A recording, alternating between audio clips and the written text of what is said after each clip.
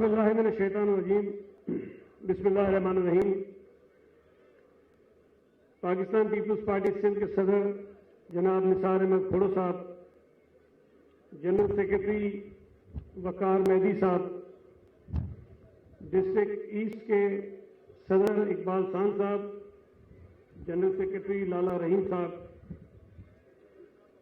Pakistan peoples party में शमूलियत इख्तियार करने वाले हमारे दोस्त मोहम्मद इकबाल मसूद साहब, मियां जान बुनेरी साहब, कमाल खान बरकी साहब, अलादाद खान साहब, जावेद अहमद भरकी साहब, Abdul Rahman Khan sahab, general secretary Peoples Party Karachi Javed Nagauri sahab, हमारी बहन शैला रजा साहिबा जिन्होंने आज के इस प्रोग्राम को सजाने में बहुत मेहनत की है, साबिक रुकन कौमी असम्बली अली राशिद साहब, अमान महसूद साहब, मिर्ज़ा मकबूल साहब, जुल्फ़िकार कायम खानी साहब, शकील चौधरी साहब, आसिफ खान साहब, यहाँ मौजूद पाकिस्तान पीपल्स पार्टी के अहदेदारान और पाकिस्तान पीपल्स पार्टी में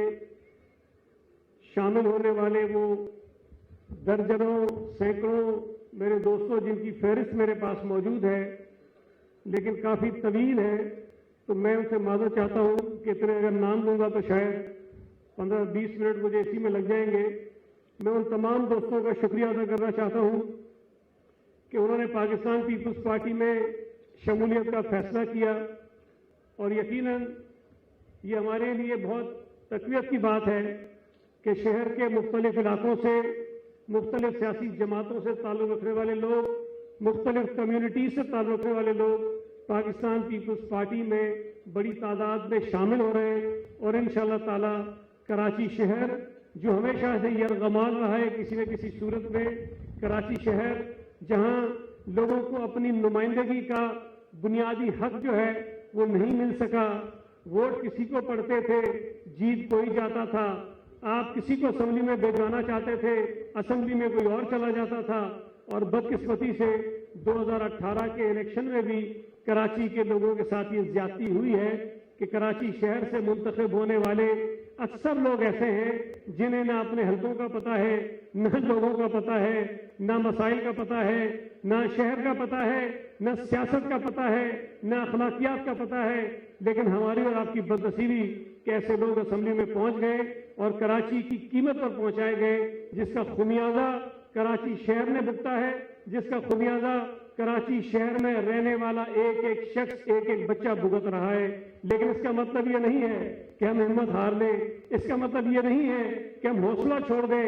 हमने कराची शहर को आज़ादी दिलाने की बात की है, दहशतगर्दी से, बदमाशी से, गुंडागर्दी से, जराइम से, कत्लो गारतगरी से, और इंशाअल्लाह ताला ये जिद्दोजहद हमारी और आपकी जारी रहेगी और कराची शहर के लोग भी किसी वक्त में, और मुझे तो उम्मीद है कि अगला जो बल्दियाती इलेक्शन आ रहा है और उसके बाद जो आम इलेक्शन आ रहा है उसमें कराची शहर के लोग जिसको चाहेंगे वो असेंबली में जाएगा, जिसको वोट देंगे वही जीतेगा और हम किसी को कराची के लोगों का मैंडेट छीनने का जो है वो मौका नहीं देंगे और उसको इजाजत नहीं देंगे। मुझे खुशी हुई कि यहाँ मेरे जिन दोस्तों ने, जिन मशरान ने पीपल्स पार्टी में शमूलियत का ऐलान किया और यहाँ पर अपनी गुजारिशात जो पेश की उसमें जो मसाइल बताए वो सब के सब अवामी मसाइल हैं। वो ऐसी चीजें हैं, ऐसी बातें हैं, ऐसे मुतालबे हैं जो आप ना भी करें तो हुकूमत का फर्ज बनता है, हुकूमत की जिम्मेदारी बनती है कि हम वो सारे के सारे मसाइल हल करें। आपने यहाँ अस्पताल की बात की है, यहाँ के लोगों की जरूरत है तो एक नहीं 2 अस्पताल बनने चाहिए। यहाँ पर आपने बच्चियों की तालीम की बात की है, अगर यहाँ स्कूल नहीं है तो मैं कहता हूं एक नहीं बनना चाहिए, जितनी जरूरत है उतने बनने चाहिए। 2 की जरूरत है 2 बनाएंगे, 10 की जरूरत है 10 बनाएंगे। आपने पानी की बात की है, बिल्कुल आपने ठीक कहा कि इस पूरे शहर में गैर कानूनी कनेक्शन के जरिए आप लोगों का, आम शहरियों का पानी चोरी करके बेचने वाला माफिया शहर में सरगर्म है और सोराब बोर्ड का इलाका उन इलाकों में जहां पर ये हरकतें सबसे ज्यादा होती हैं।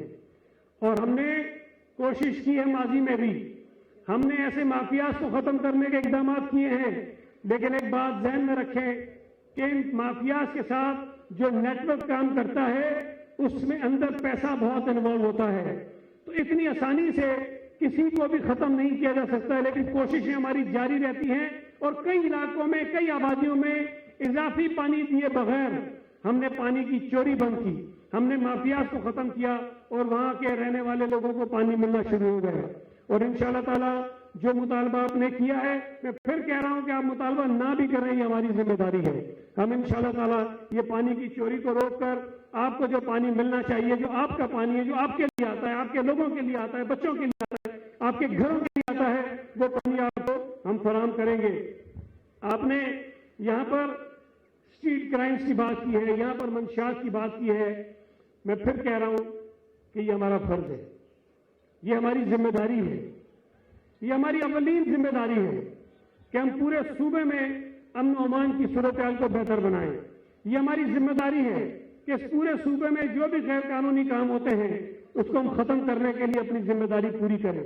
और पीपुल्स पार्टी की हुकूमत ने कोशिश की है, मैं ये बात दावे से कह सकता हूं कि मवाजना करें उस वक्त से जब कराची की गलियों में, शहरों में ये पगड़ लगा के आप नहीं जा सकते थे, कोई सिंधी टोपी पहनकर कहीं नहीं जा सकता था, कुछ इलाकों में कोई पैंट शर्ट पहनकर नहीं जा सकता था। इलाके मखसूस थे, इलाके जाने जाते थे कि यहां कोई पठान जाएगा तो मारा जाएगा, यहां कोई मुहाजिर जाएगा तो मारा जाएगा, यहां कोई सिंधी जाएगा तो मारा जाएगा, यहां पंजाबी जाएगा तो मारा जाएगा। वो दिन भी शहर में देखे हैं और अल्लाह का शुक्र है कि बहुत सारी कुर्बानियों के बाद, बहुत सारे लोगों की जानें गई हैं, बहुत सारा खून खराबा देखने के बाद अल्लाह का करम है कि आज इस शहर में वो हालात नहीं है। आज मैं बड़ी आसानी से ये कह सकता हूं कि मैं ये खूबसूरत सा पगड़ अपने सर पे लगा के शहर के किसी भी कोने में जा सकता हूं, मुझे ये डर नहीं होगा कि मैं इस पगड़ी की वजह से मारा जाऊंगा। ये बहुत बड़ा एक खुशकिस्मती है हमारी कि उन लोगों ने जिन्होंने जाने दे दी उनको ये वक्त नसीब नहीं हुआ, लेकिन मुझे और आपको ये वक्त नसीब हो रहा है कि कराची शहर में अमन है। और किसी भी शहर की तरक्की के लिए, किसी भी मुल्क की तरक्की के लिए, किसी भी शहर के, किसी भी मुल्क के मसाइल के हल के लिए सबसे जो बुनियादी चीज होती है कि वहां अमन और अमान होना चाहिए। और अल्लाह का शुक्र है कि हमारे शहर में, हमारे सूबे में अमन और अमान के हालात बहुत बेहतर हैं। लेकिन इसका मतलब ये नहीं है कि हम गाफिल हो जाएं, हम उन कुव्वतों से अपनी आंखें उजल करने जो इस मुल्क के, शहर के, सूबे के दुश्मन हैं, जो चाहते हैं कि यहाँ खून खराबा हो, जो चाहते हैं कि पठान की लड़ाई मुहाजिर से हो, जो चाहते हैं कि सिंधी की लड़ाई पंजाबी से हो, जो चाहते हैं कि बलोच की लड़ाई पठान से हो। वो चाहते हैं कि ये चीजें होती रहें ताकि इस शहर में खून बहता रहे और उनके जो मजमून मकासद है वो पूरे करते रहे। लेकिन मैं ये समझता हूं कि पीपुल्स पार्टी एक बहुत बड़ा इनाम है इस मुल्क के लिए, पीपुल्स पार्टी एक बहुत बड़ा इनाम है शहर के लिए, पीपुल्स पार्टी इनाम है सूबे के लिए कि हमारी पार्टी में किसी रंग व नस्ल के बगैर, किसी तासुब के बगैर आपको हर मजहब का, हर मसलक का, हर जबान बोलने वाला, हर इलाके से ताल्लुक वाला आदमी मिलेगा। तो हमारा वर्कर होगा, हमारा उहदेदार होगा, हमारा कारकुन होगा और वो पार्टी के लिए काम करता है। मुझे खुशी है कि मैं उस पार्टी का हिस्सा हूं। मुझे खुशी है कि मैं एक ऐसे इलाके से जीता हूं जहां पख्तूनों के वोट बहुत हैं। मुझे फख्र है कि मैं ऐसे इलाके से जीता हूं जहां पख्तून बहुत थे। मेरे मुखालिफ पख्तून कैंडिडेट थे, लेकिन पख्तूनों ने मुझे वोट दिया और मुझे कामयाब कराया। ये मेरे लिए एजाज की बात है।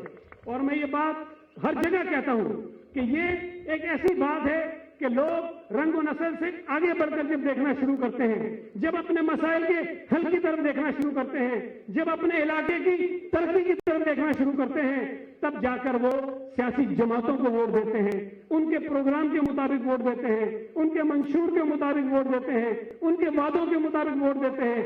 तो फिर लोग तरक्की करते हैं, इलाके तरक्की करते हैं, इलाका बदल जाता है और शहर बदलता है, सूबा बदलता है, मुल्क बदलता है।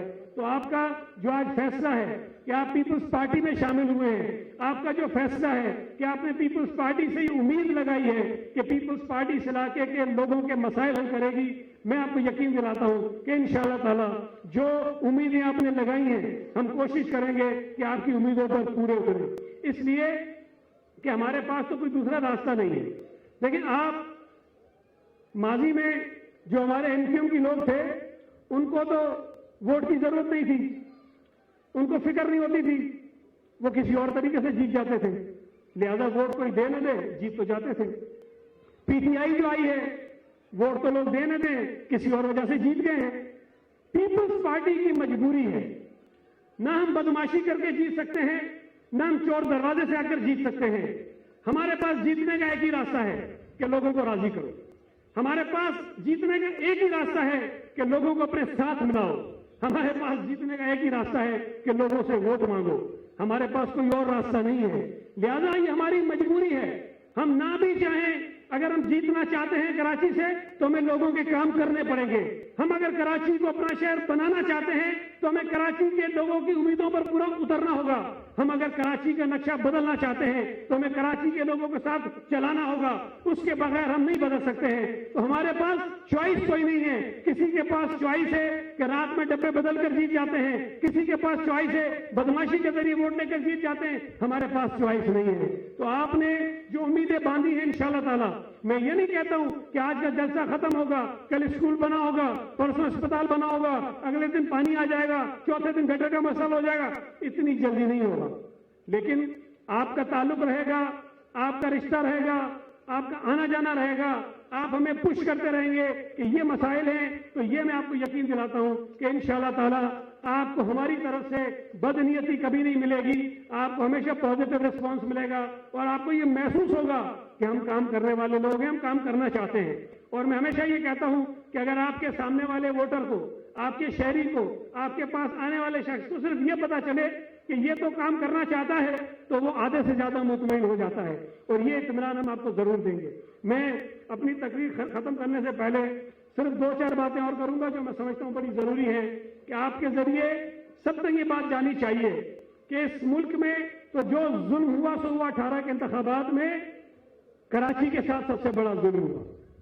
कराची के नताइज तब्दील हुए, कराची में जीते हुए लोगों को हरवाया गया, कराची में अनजान लोगों को जितवाया गया। और कई लोग तो ऐसे थे पीटीआई के जो घरों पे सो गए थे इलेक्शन हार के, उनको नींद से उठाया गया कि भाई तुम्हें जितवा लिया, जाके रिजल्ट ले लो। तो बहुत सारे लोग हैं, ये एक राजस्थान नहीं, बहुत सारे लोग हैं। तो ऐसे लोगों से जो नुकसान मुल्क को होता है, ऐसे इंतखाबात से जो नुकसान मुल्क को होता है, उसको हर शहरी भुगत रहा है। मुझे ये बताइए कि जो महंगाई का अजाब इस मुल्क में आया हुआ है, इसका तस्वुर कभी किसी ने किया था? पेट्रोल की कीमतों में जितना टैक्स इस हुकूमत ने लगाया है पाकिस्तान की तारीख में किसी हुकूमत ने नहीं लगाया। असद उमर, इमरान खान खड़े होकर कहता था कि जब टैक्स इतना, अब 45 रुपए का पेट्रोल होना चाहिए, हमारे दौर में कोई 100 रुपए का हो गया था तो उन्होंने कहा 45 रुपए का होना चाहिए, 55 रुपए से ज्यादा तो अब टैक्स लेते हैं। उस वक्त दुनिया में जो पेट्रोल की कीमत थी वो $145 थी, बैरल हो गई थी, $145 का बैरल हो गया था। और इनके दौर में तो ये $30 का भी हुआ, $40 का भी हुआ, अभी कोई 50-55 के दरमियान जाके खड़ा हुआ है। हमारे वक्त में 145 का था। उस वक्त जो कीमतें बढ़ती थी, असेंबली में कहते थे कि जनाब ये तो डाका है, ये लुटेरे हैं, ये करप्ट हैं, ये चोर हैं, ये डाकू हैं। लेकिन आज जो कीमतें हैं पेट्रोल की, उसके अंदर मैं बता रहा हूं कि जो टैक्स सबसे ज्यादा इस मुल्क की तारीख में किसी हुकूमत ने लगाया है वो इमरान खान की हुकूमत ने लगाया है। इस मुल्क में जितना कर्जा पीपल्स पार्टी और नून लीग की हुकूमत ने मिला के 5-5 वर्षों में नहीं लिया, इस नालायक हुकूमत ने 2 बरस में उससे ज्यादा कर्जा लिया है। इस हुकूमत ने चीनी के ऊपर कमीशन बनाया कि चीनी की कीमतें क्यों बढ़ती हैं। जब कमीशन की रिपोर्ट आई तो अपने ही लोगों के नाम आए जो पीटीआई को चलाने के लिए पैसा देते थे, जो पीटीआई को इलेक्शन लड़ाने के लिए पैसा देते थे, उनके नाम आ गए। किसी को गिरफ्तार नहीं किया। आटे का बहरान पैदा हुआ, आटा महंगा हो गया, गंदम गायब हो गई, फिर कमीशन बनाया। कमीशन ने कहा कि आटे की कीमत जो बढ़ी है उसका जिम्मेदार इमरान खान है, उसका जिम्मेदार बोलदार है, उसका जिम्मेदार हफीज शेख है, उसका जिम्मेदार असद उमर है। किसी से नहीं पूछा। मैं एक बात हमेशा ये इस्तेमाल करता हूं, एक लफ्ज, कि ये हुकूमत बैनुल अक़वामी जुगादरियों की हुकूमत है। बैनुल अक़वामी जुगादरी जो इतनी सफाई से चोरी करते हैं, डाका मारते हैं कि किसी को नजर भी नहीं आता, लेकिन जो हुकूमत में बैठे हुए लोग हैं उनको सब पता होता है कि क्या हुआ है। मतलब पंजाब में सबसे ज्यादा गंदम पैदा होती है, सबसे ज्यादा, जरूरत से ज्यादा पैदा होती है। मार्च अप्रैल में गंदम की फसल उतरती है, 1 महीने के बाद पंजाब में गंदम की बहरान आ जाता है।